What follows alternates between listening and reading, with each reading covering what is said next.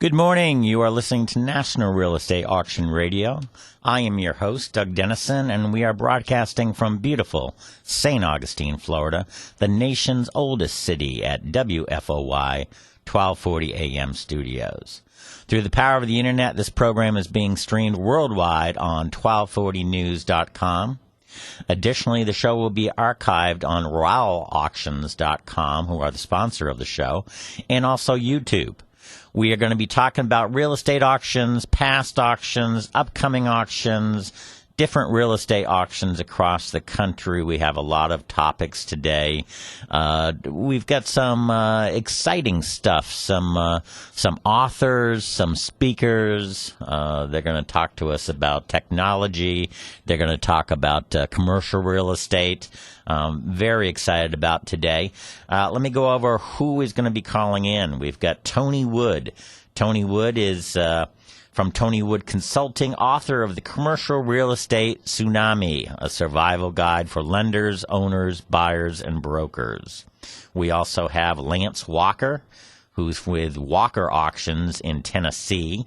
And we have Irene Kohler from almostsavvy.com. She's a social media expert, and actually LinkedIn referred me to her, and she's going to be talking about how we can all use the social media to improve our life, our businesses, our work. And so that's great. And also we have a key member from Rowell Auctions, and he will be calling in, and I look forward to that call. The mission statement for the show is to provide an educational experience for listeners in a promotional format for auctions across the country. We've been very blessed with the fact that leaders in the real estate field, media field, auction field, banking, bankruptcy attorneys, they've been calling in, so it's been a great show format. We've got a call. Good morning, you're on the air. Good morning, Doug. How are you? Well, good. Is this Tony? Yes, it is. Well, Tony, tell us a little bit about yourself. This is Tony Wood, and I'll go over this again. Tony Wood Consulting, author of the Commercial Real Estate Tsunami, a survival guide for lenders, owners, buyers, and brokers. Very excited to have you on the show, Tony. Tell us a little bit about yourself, and then we'll get into the book and get some predictions from you, all that kind of good stuff. Well, sure. Thank you for having me, Doug. I appreciate the invitation, and I'm looking forward to interacting with you on the interesting commercial real estate market conditions that we're currently involved with. Well, I've been in the business since the 1970s, have ridden this roller coaster a few times with the Carter years, the S&L debacle, the RTC, and then I was in Silicon Valley for the dot-com boom and bust. So I've been around for a while, have seen a lot of different market conditions, and certainly what we're looking at today in these times for commercial real estate particularly is unique. Well, how is it unique, and how is this different from the savings and loan debacle, as you put it, and it's a pretty good description. I was very involved in that, doing auctions across the country. What is the commercial part of this whole scenario that's different this time? Well, I think the biggest difference is the government opted out of a government solution to the problem flat out. In other words, we don't have a RTC dealing with it. And, of course, the problem with the RTC was in the tens of billions. Here we're dealing with literally $1 trillion plus of pent-up debt maturities that are underwater and trying to address them by way of private sector investment funds, which is a much more Wild West kind of approach to the problem. But it's working just very, very slowly. We continue to see the commercial real estate maturities as the loans come due here. Keep this in mind. Through the 90s and early 2000s, we were realizing somewhere in the average of 90 to 100 billion per year in commercial commercial real estate maturities. Because of the booming market that we had in the early 2000s and the resulting crash, we started to see these maturities grow to 2 and 3 times that much as $200-300 billion per year. However, due to the delay and pray and other types of strategies that the banks and FDIC kind of nod, wink, agreed to do, right, they've postponed the majority of those maturities. So we sit here today in 2011 having a scheduled maturity level of somewhere around $300 billion, an actual pent-up maturity level of all these loans close to $1 trillion this year. So try to explain to me and our listeners, and let me tell you who our listeners are. They're real estate investors. They are real estate agents, auctioneers, real estate media, government officials, bankruptcy attorneys, banking officials. But it's also for the public. So let's get down to the nitty-gritty. There's a whole bunch of maturing loans coming due, and instead of them being foreclosed upon or whatever, what is exactly happening? Okay. Well, I think we can even back up a bit. Okay. We are all cognizant of the fact that we went through the boom period, 2004, 2005. Depending on where you're at, the years obviously fluctuate a bit. And due to the credit crisis, the resulting loss in jobs, the dramatic increase in vacancy rates nationwide, this impacted values in commercial real estate. Very similar in terms of percentages to that of the residential real estate marketplace. And so therefore we were sitting there with properties that had really peaked out in value, and the result of these negative market conditions really created a massive decline in values that then left many of these properties, for lack of a better word, underwater or over-leveraged, where individuals were owing much more than what the property was worth. Again, upside down, whatever you want to call it. Yep. Right. And so because there was so much funding of real estate transactions during that boom time and the resulting decline in values, put the commercial real estate market in a very similar condition as the residential, where they were left with loans maturing far in excess of the values and no way for the owners to really refinance these properties without massive influxes of capital, which they, A, didn't have, or B, didn't wish to participate in that option. But at the same time, during this credit crisis, the banks were dealing with their own issues of balance sheets and keeping themselves alive. And they would do whatever necessary to not realize or recognize the losses resulting from these assets that had gone sideways. So that's kind of how we got into this mess. And now what they've done is, except for when their arms are really twisted and they're required to recognize an asset that is non-performing, be it underwater and vacant and a no longer credit-worthy borrower sitting there all together on these properties, they're really just, for the lack of a better word, ignoring it or looking the other way until they absolutely have to do something about that. So we've got this sort of slow bleed effect trying to solve this problem over a much longer period of time than we otherwise normally would have to do, with the cooperation of government agencies like the FDIC. Well, even if they're not upside down, and again, as you say, many of them are, is there any capital out there that wants to extend the loans? Well, not under typical market conditions. When you talk about capital out there, most of the really, and Florida has seen this as much as anywhere, the really smart money is trying to chase these assets from a note portfolio purchase perspective, or buying portfolios of REOs, or buying them after the fact, after they do actually become REOs. And as we know, many funds were created, investment funds and hedge funds, et cetera, were created with the expectation of a huge, massive wave of commercial real estate foreclosures similar to the RTC program. RTC selling everything, and boy, we're going to get rich like we did last time. Right, but the banks opted out of that option, and with the cooperation of their regulators, were able to do that. And in some ways, it's really paid off, because early on in 2009, you saw massive discounts on these assets. We're talking people were getting them for 10, 20 cents on the dollar. Today, that has gone up to 50, 60, even 70 cents on the dollar, which obviously means their hope is a strategy won in this particular case in some ways.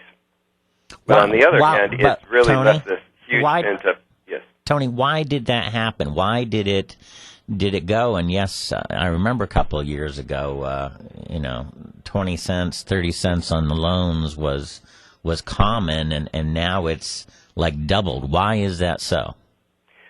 Because it gave the market, it's really a matter of finding the market and the market finding itself, and the investment funds that were awaiting the REO waves or the huge discounts, by the time they got it together, and the banks really resisted liquidating, over time, more and more investment capital got into the marketplace, and the classic supply and demand theory kicked in. There were more buyers for less assets, and it increased the value. Okay.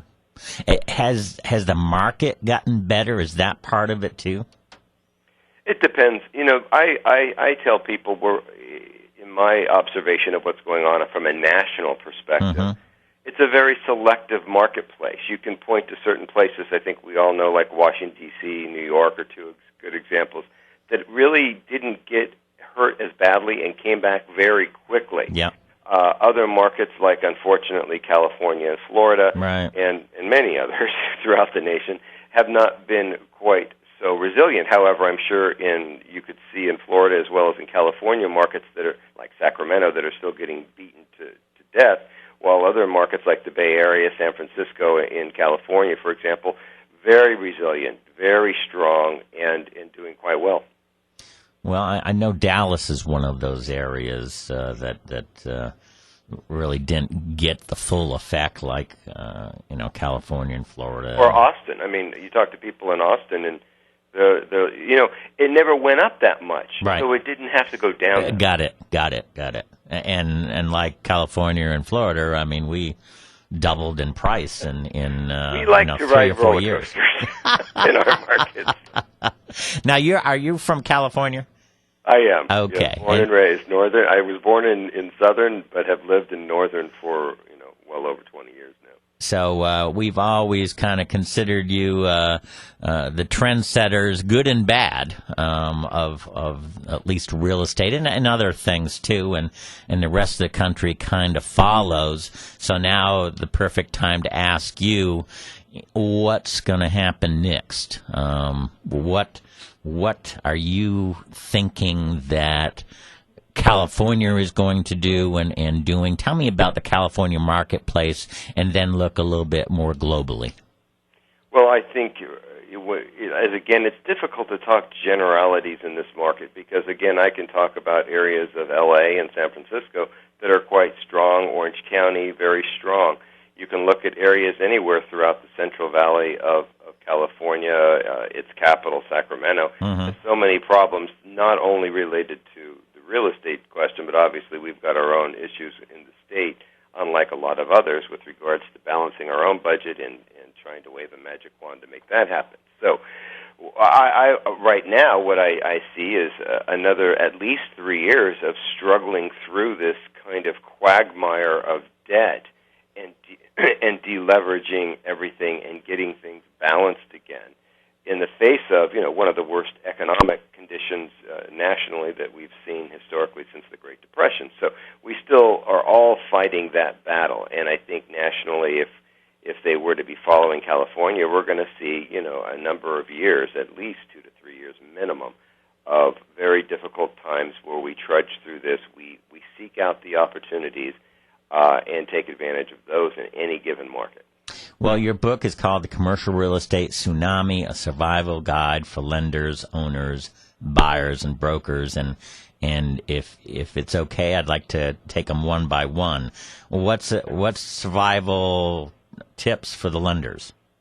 Well, the survival tip for the lenders in the book really addresses areas such as, look, you're going to be an owner now, not just a lender for a while you take these properties back. And as an owner, we're no longer necessarily looking at the opportunity to immediately liquidate all of these assets. You're going to end up holding on to these for a while. Therefore, you need to be a little more cognizant of the stewardship required from an ownership perspective.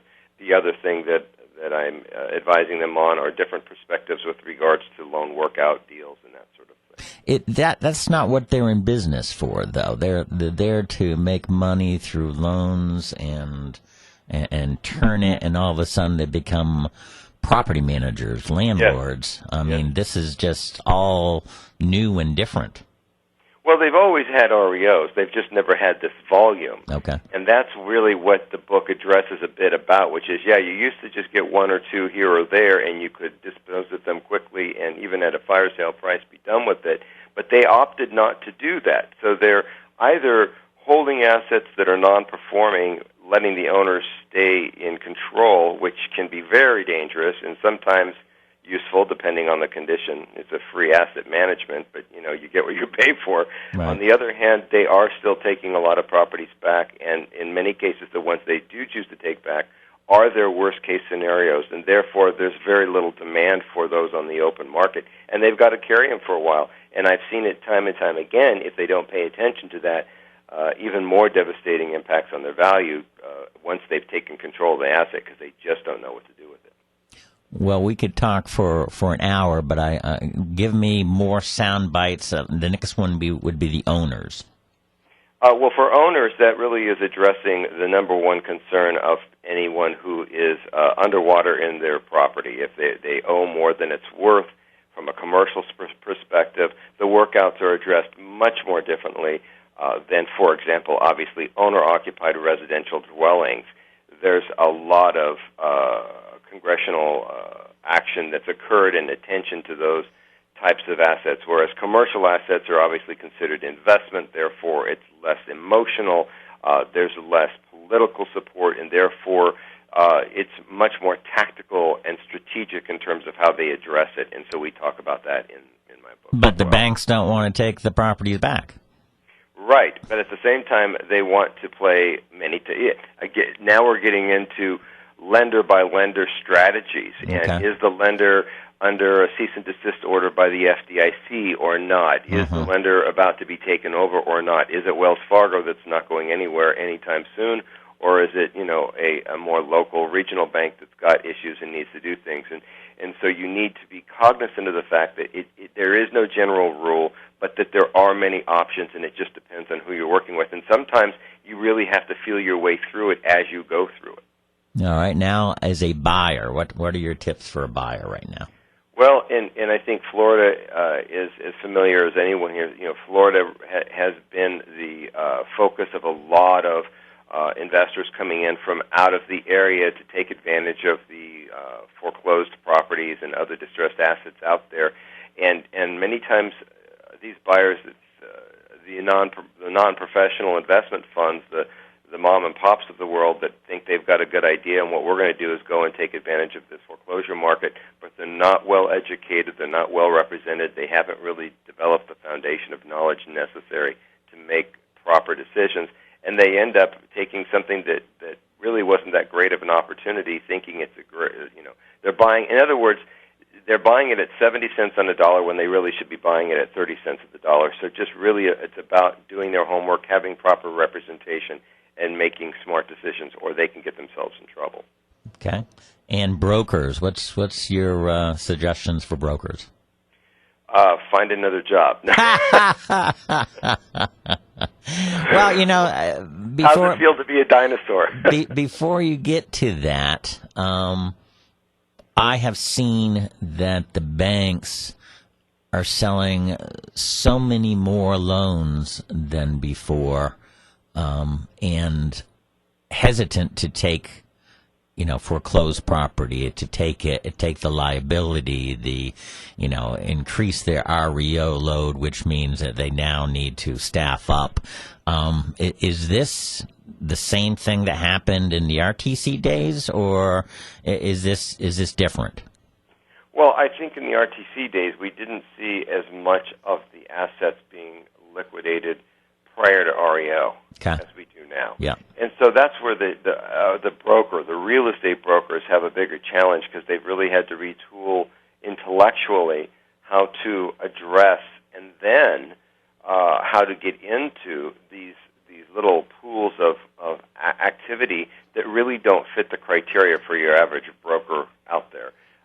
This isn't about doing an analysis, listing a property, putting it on the market, and selling it. This is about finding a bank with assets to dispose of, and finding an investment fund that's willing to work with you to make the introduction, and then really stand back and watch what happens, because you don't get to do a lot. And if you get to play, if you get invited to the party, that's great. But at the same time, there is a tremendous amount of REO activity out there for brokers, and we're all taking advantage of that as well.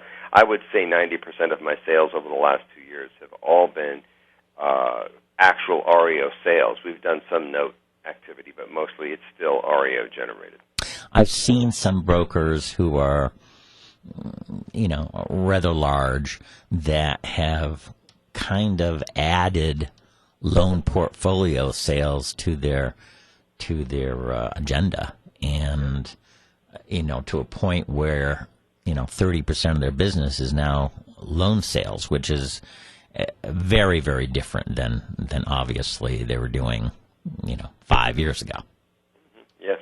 And that is a very different mindset. It's still working with the investors that you if you're commercial, the same investor that was interested in doing the $40 million office building, would be interested in buying the note, but they've got to be kind of tooled up too. Don't you agree? Absolutely. It's a different foundation of knowledge required, and different strategies that you have to be somewhat masterful with in order to be successful in that world. I mean, you really are in a different world. Tony, we're going to go for a break, and then we've got other guests, so I apologize. But tell me about your website. You're a speaker, you're a motivational speaker, you're a real estate consultant. You've got this great book. Tell us how people can reach you. What's your website, and how can they hire you to talk to people? Well, I am primarily a commercial real estate broker by trade, Mm-hmm. and that's what I do. My website is TonyWoodConsulting.com. The book, obviously, Commercial Real Estate Tsunami. You can find that anywhere you can find books. Amazon.com has a great page on the book. Okay. And you can reach me through my website at TonyWoodConsulting.com, and happy to help out any way I can. Very good. Hey, Tony, thank you so much for calling in on a Friday. I know we've got 3 hours worth of time difference, so you made it an early call, so thank you so much. We're going to have you on again in a few weeks, because I want to talk more about this, and you're obviously very knowledgeable. Well, thank you, Doug. My pleasure. You bet. Take care. Bye. All right, that was Tony Wood from Tony Wood Consulting, and a very nice interview.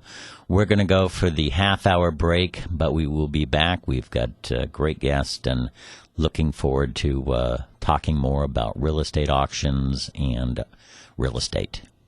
It's time to visit the St. John's Flea Market. Great deals every weekend. Every weekend there's more, too. Great bargains and great food and those great deals at the St. John's Flea Market. Get off I-95 at State Road 207. That's I-95 at 207. And if you want to be a vendor, hey, booth rentals start at only $10 a day. Churches and charities, you can get a free booth 2 days a month. And for everybody else, there's always great deals at the St. John's Flea Market. Call them up, 824-4210, or go to stjohnsfleamarket.com. What kind of message is the cleanliness of your business sending? That the dust bunnies have taken up permanent residence? That your bathrooms are actually science experiments in mold and mildew? Mr. Janitor can help transform your office from filth to fabulous. Locally owned and operated by St. Augustine native Jonathan Morris, some of Northeast Florida's most prominent businesses trust Mr. Janitor to keep their offices clean, like the Vassallo Eye Clinic, Quest Diagnostics, the Learning Experience Child Care Center, the Southampton Country Club, and Office Innovation. The staff undergoes rigorous background checks and training, and your satisfaction is guaranteed. In fact, for a limited time, Mr. Janitor will do a complimentary try it before you buy it one-time cleaning of your facility. That's one complete cleaning at no charge. We also offer free estimates and a free review of your current cleaning company with an itemized summary. Whether your business needs cleaning weekly or daily, Mr. Janitor can accommodate all your needs. Call Jonathan at 904-825-2773 or visit them at www.formrjanitor.com. Licensed by the state as a skilled nursing facility and certified for a broad range of payer types, the Ponce Therapy Care Center's team of professionals is committed to providing the best nursing care and rehabilitation services. Choosing a skilled nursing facility for a loved one is always a difficult decision. At the Ponce Therapy Care Center, our admissions and social service staff assist you in making an informed, caring decision. We provide information about our facility, determine your payment options, and strategize about your loved one's regimen of care, length of stay, and expected discharge to home. At the Ponce Therapy Care Center, we are proud that over 90% of those admitted to our rehabilitation program successfully return to home. In an industry that is often seen as the final alternative, our goal is to become your first option and facility of choice for skilled nursing and rehab services. The Ponce Therapy Care Center is located at 1999 Old Moultrie Road. Call us at 824-3311 or visit us online at poncecarecenter.com. Ray Jr., America's loose cannon. You can't stop him. You teachers have traded your soul for a little bit of job certainty. The government has underestimated the amount that they were going to need to pay all these long-term benefits by $3 trillion. You can't shut him up. All you teachers complaining about special interests, I got news for you. You are the special interest now. Ray Jr., weekdays from 5 to 6 p.m., right here on 1240 WFOY. All right, we are back. This is the National Real Estate Auction Radio Show, and we broadcast every Friday from 10 to 11 Eastern Daylight Time. And we just had a caller in from California and took the time to get up early, and I appreciate that. That was Tony Wood Consulting, author of The Commercial Real Estate Tsunami, a survival guide for lenders, owners, buyers, and brokers. And so a great interview, very knowledgeable, and had tips for all of those, the lenders, the owners, buyers, and brokers. The reason why we're doing this show is to provide educational experience for listeners in a promotional format for auctions across the country. We have a caller. Good morning. You're on the air. Doug, it's Lance Walker. Well, how are you? Auction. Yes, how are you doing, sir? And I'm enjoying the Florida sunshine, Doug. Well, doing great. You are where? Tell us where you are today. I'm at the National Auctioneers Conference and Show in Orlando, and we're here early. The convention actually starts next week, but I teach a certification class for the NAA, so I'm up here early doing that, training about 26 auctioneers and having a good time. Well, excellent, and that's in Orlando, and I plan to be there next week. We're actually going to run this show from the National Auctioneers Association conference in Orlando, so that's exciting for me, Yeah. and look forward to seeing you. And the we've had the president, Mark Rogers, on this show. We've had Hannes Combest, the CEO of the NAA, so excited to sit down and chat with them. Tell us, how did you get into the auction business? You know, I got in. I backed into it, Doug. My father-in-law became an auctioneer. I was a school teacher. I have a master's degree in education. My wife and I both. We thought he lost his mind when he became an auctioneer. He already had a successful business going, and you know, when you teach school, you have to have some part-time work, but you don't make enough money to make a living. Yep. So we worked for him. Terry Clerk and I worked the ring, and you know, we caught auction fever. You know, it was just it only took 2 or 3 auctions where we thought, man, we like this. And so I went to auction school first, Missouri Auction School, and that's where I learned about selling real estate at auction. I never heard about that. And Dick DeWeese, the owner of the school, said, "That's the wave of the future. You better catch the wave." This was back in 1979. So I went to auction school, and then my father-in-law and I, we worked together, and then we both immediately enrolled into real estate school. I came home, I said, "Bob, this thing is selling real estate auction. It's going to catch on.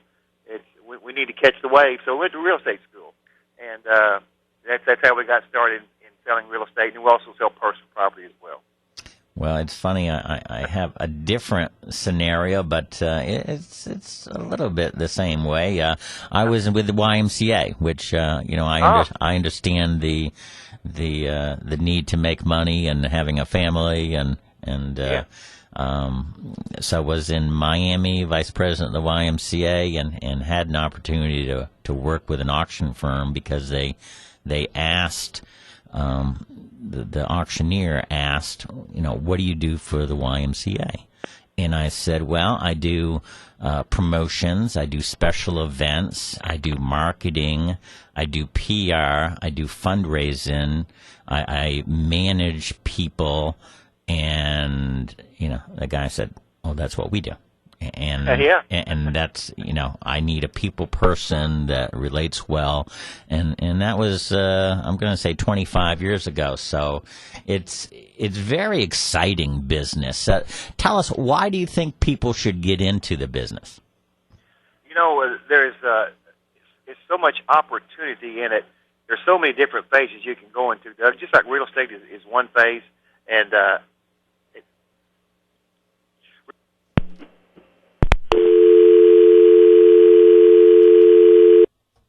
well, we lost Lance there. Again, he's in probably a conference area in the National Auctioneers Convention. It's in Orlando. We were talking about how we got into the business, how I got into the business, and hopefully he's able to call back, and we'll be able to talk to him. Again, that's Lance Walker from Walker Auctions. He's in the Memphis, Tennessee area, Germantown, Tennessee, and he's with MarkNet Alliance and has joined with that group to provide him and his company with technology, internet bidding platforms, basically a chance to talk to other auctioneers to get better, to utilize their resources. So I really appreciated Lance calling. Hopefully he calls in again. But again, very, very appreciative of him calling in during a very stressful time as a teacher, teaching those 25 new people. MarkNet Alliance is a national, membership-based network of 41 auction companies. Our companies are successful auction professionals with proven track records and thriving businesses. The MarkNet companies have a staff of over 540 employees who are working hard every day to meet the goals of their clients during our ever-changing economy. MarkNet companies are able to achieve these goals through cutting-edge technologies and ever-growing investor pools. To view the hundreds of auctions currently being conducted, or for more information, visit marknetalliance.com. Lance, are you back on? Doug, I lost you. I don't know what happened there. No problem. I was just talking away. You're saying, to myself. And you're saying, why isn't he agreeing with me or whatever, right? That happens in hotels and conference areas, and so not a problem at all. Tell us about your company. How can people reach you?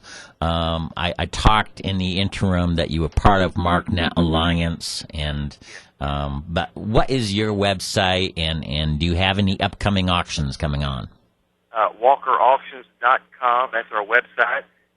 We do a lot of big part of our business is what I was saying earlier, where it's estate type or maybe just people that are moving quickly. So we do a lot of house and contents auction where we might sell the contents online, or we might sell the house online or at live auction. We do both of those. Mm-hmm. We do have a good auction coming up outside of Memphis. It is that. It's a nice home with content. What we've been doing lately, Doug, is we've been selling the house at live auction, selling the contents at online auction through MarkNet. Okay. That's worked really well for us. We just sold a house just south of Memphis in Mississippi, a pre-Civil War home, and they had great attendance there. We sold the home. Now we're going to sell the contents here in just a couple of weeks online. So we've got those things coming up. Are you seeing more bank activity and banks needing auctioneers? Doug, I'm seeing some of that.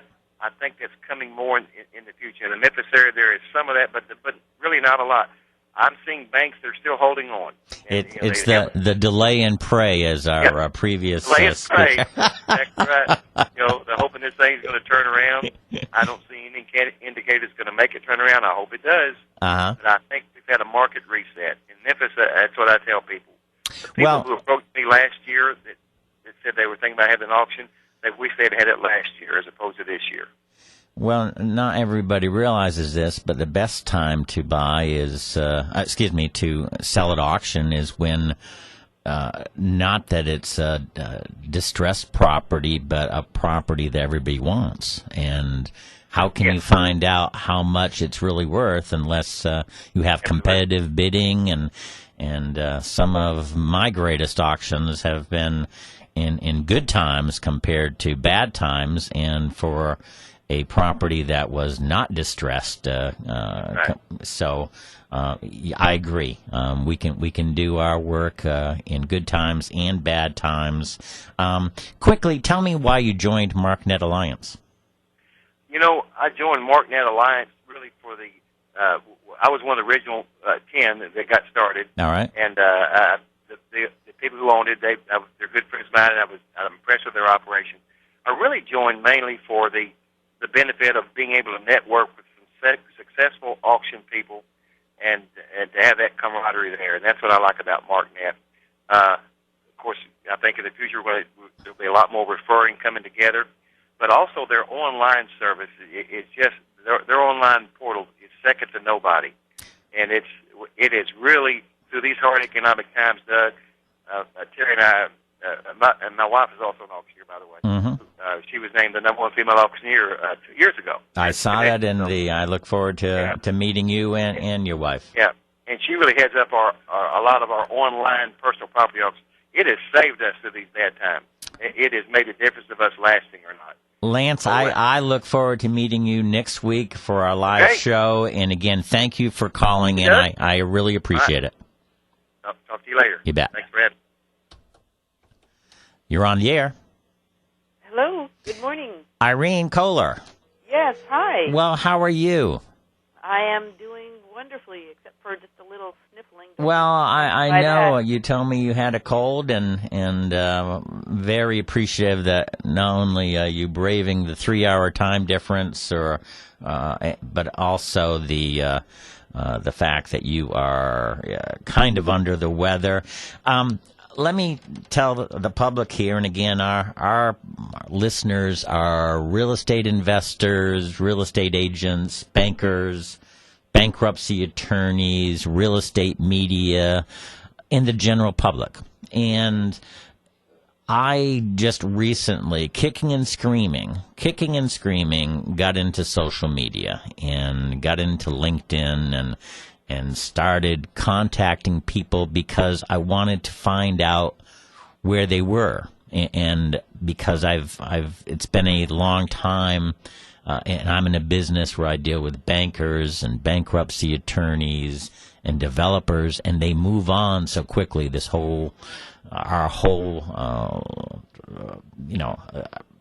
Everybody moves on quicker than in the past. And so it's very hard to keep track of them. And all of a sudden, when I got into LinkedIn, and I've got, I think, 160 people at this point on my list as friends or whatever you want to call them. And I found people that I haven't talked to and been in touch with for years and years and years. I asked LinkedIn to be on the show, and they say, well, rather than us, let me refer you to Irene Kohler because she is a social media expert. So tell us about social media. How will it help real estate auctioneers and real estate agents?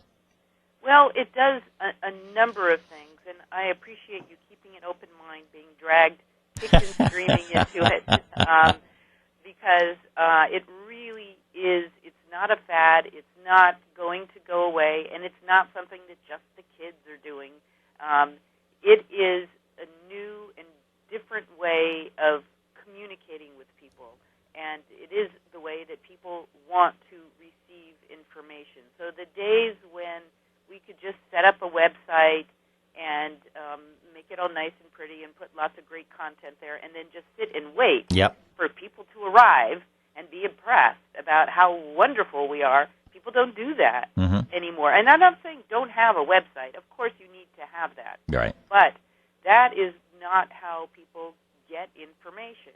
And there are also studies about trust and credibility, and a lot of what we put on our websites and we put on our marketing material is we're telling people how wonderful we are, what a great experience it is to work with us. We print testimonials from people that we've worked with, but how does the end user, your customer or client, really know where that comes from?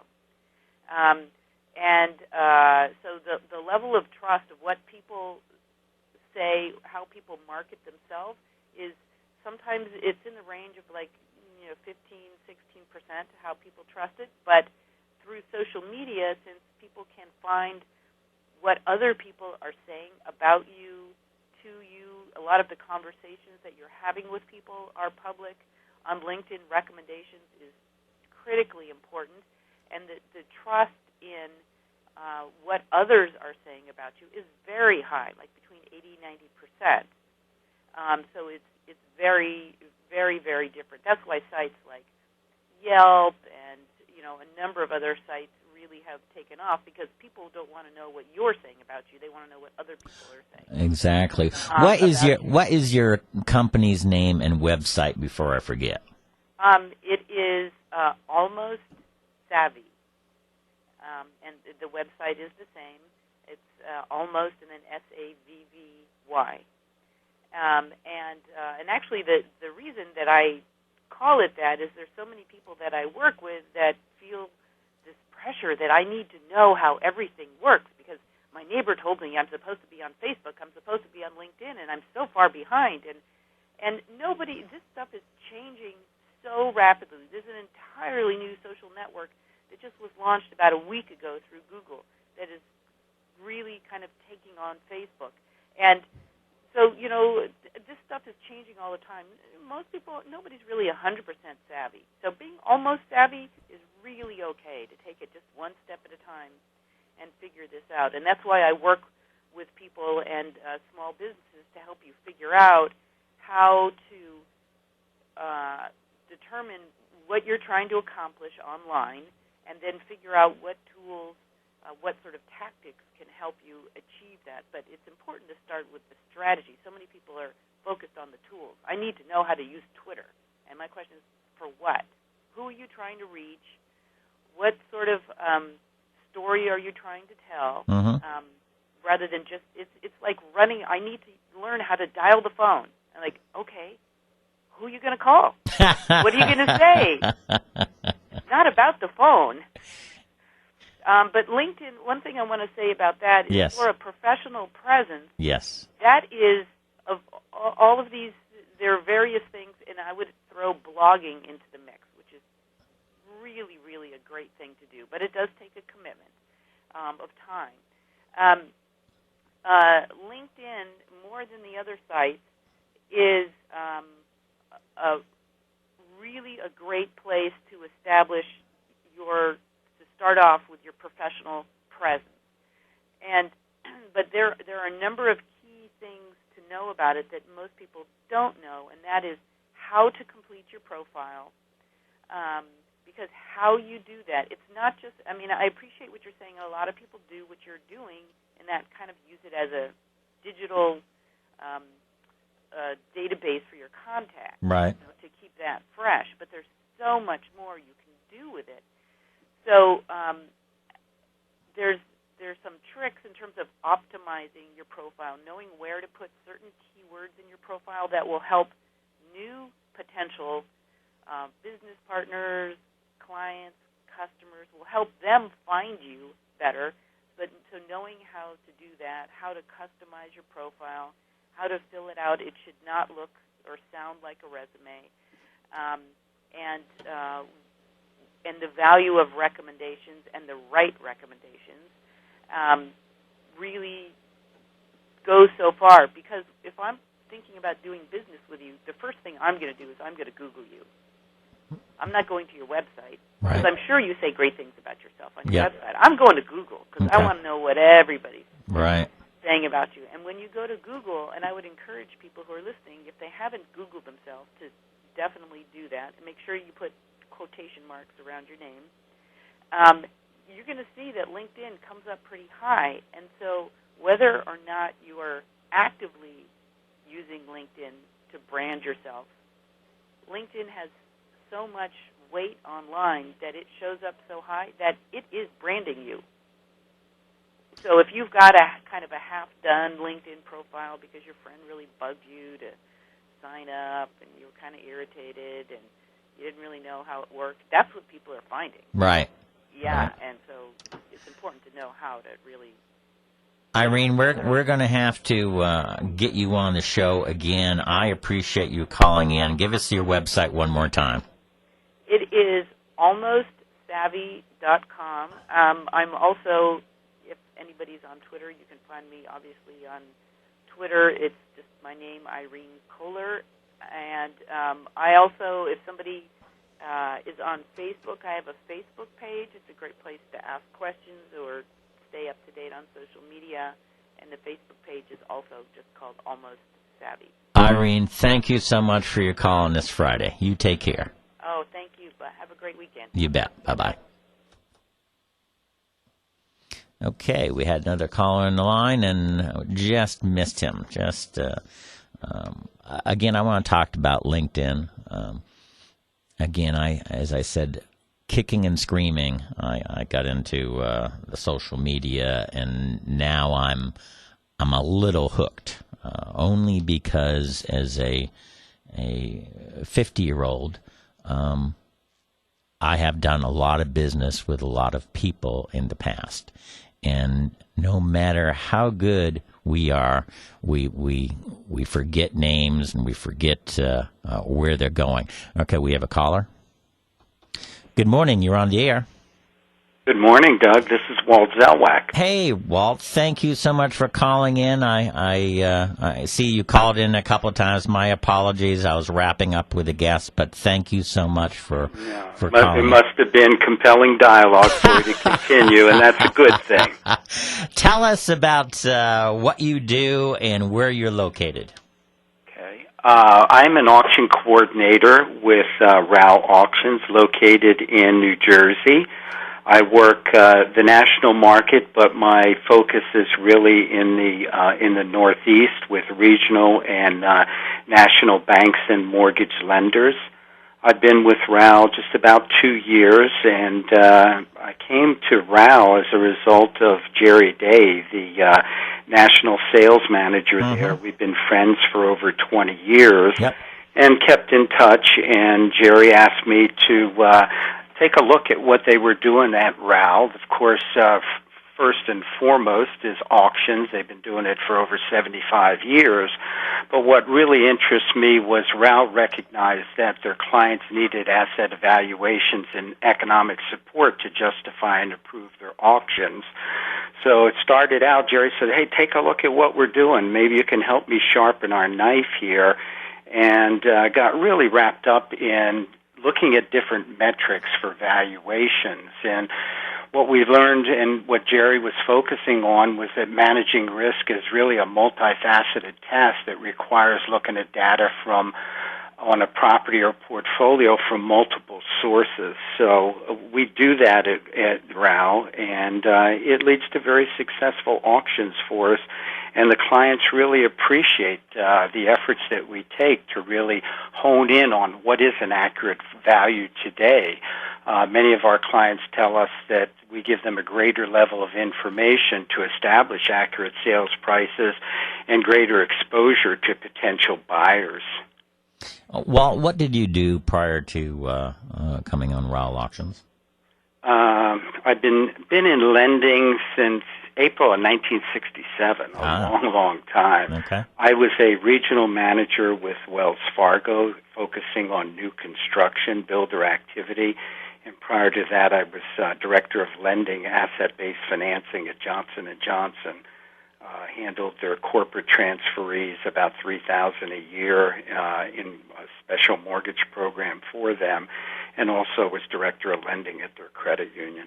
Well, obviously, somebody that knows what the bank is thinking and what will make them pick an auction firm. Tell us about your marketplace in the New Jersey area. We've got a very, not unique, but it's somewhat unusual versus the norm. New Jersey could face very soon a multitude of foreclosures on an already very robust inventory. Last winter, the Chief Justice of New Jersey, a Supreme Court, announced that he was going to impose a moratorium on foreclosures from 7 major lenders. Mm-hmm. Unless the banks could come up before the court and document their foreclosure process, steps they've taken. So, in effect, these 7 lenders have not had any foreclosures, and actually foreclosures, if you just look at one statistic, are down 86% this year in New Jersey.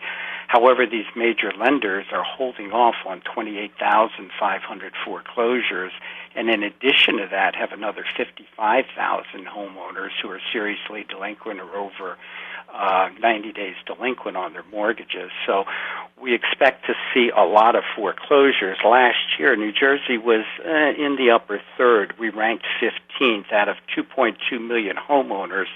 We had about 60,000 foreclosures, or 2.61% of the population. Mm-hmm. Pale in comparison to number 1, Nevada, at 17.4, or Florida, number 2, at 8.2.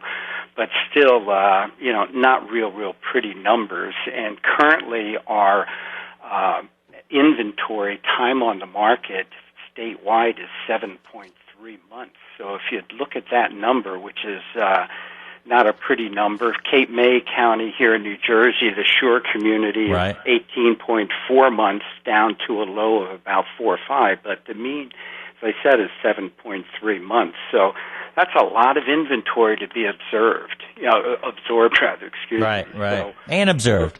And observed, yes. Well, I know that Raw Auctions has a whole bunch of auctions coming up. What is their website? We're kind of running out of time, but sure, what is their website? It is www.rowauctions.com. Currently, we have a lot of single-family assets listed in Georgia and Alabama, several locations. You can click on that site, available auctions, and actually break them down by state. Or look at I think there's almost 150 in there currently, and they vary from single-family residence to classic cars. I mean, there's a Boss 302 Mustang that I was looking at on the site, and an old Camaro. So, there's a lot of equipment, guns, in addition to real estate assets. So anybody that wants to take a look. I think the bidding for the real estate is going on. It started on the 5th, and it runs through the 19th.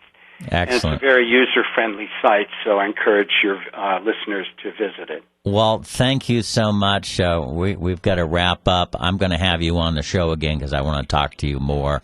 And again, thank you, Walt. And again, go on the RAL Auction website. Thank you so much, everybody, and we'll see you again next week. Have a great one, Doug. You Bye. bet.